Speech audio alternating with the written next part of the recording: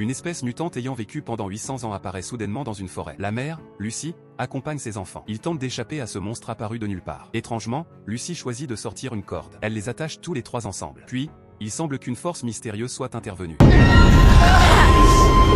Bien que le monstre les observe de près, on aurait dit qu'il allait les dévorer sur le champ. Mais quelque chose de magique se produisit rapidement. Mike leva les yeux et ne vit rien. La forêt devint soudainement très calme. Une tranquillité qui en devient presque effrayante. C'était une forêt primitive, maudite. Le sol était couvert de cadavres. Pour survivre ici, il n'y avait qu'une seule solution, cette corde que Lucy tenait. Avant de sortir, ils devaient s'attacher. Il y avait une raison particulière à cela. Parce que la corde qu'ils portaient était reliée à leur maison. Ils étaient entourés par la forêt. Chaque jour, ils devaient chasser des animaux. Bien qu'il y ait des fantômes de monstres flottant dans l'air, la corde possédait une puissance mystérieuse venue de la maison. Tant que la corde restait attachée à leur corps, les monstres n'osaient pas s'approcher pour l'instant. Mais, chaque jour, il était difficile de faire quoi que ce soit avec cette corde attachée. Ce jour-là, le frère cadet John partait chercher de la nourriture. Mais en se retournant, la corde se prit dans un arbre et ne bougeait plus. Alors qu'il se préparait à défaire la corde, son frère Blake apparut juste à temps et lui ordonna de s'arrêter. Il savait que si la corde était défaite, le monstre apparaîtrait certainement. Blake demanda à John de ne pas défaire la corde. Les deux frères se préparèrent à repartir. John, qui était un peu espiègle, marcha quelques pas et refusa de suivre les instructions de Blake. Il disait que Lucy préférait souvent être seule. Blake ne répondit pas à ses paroles. Voyant cela,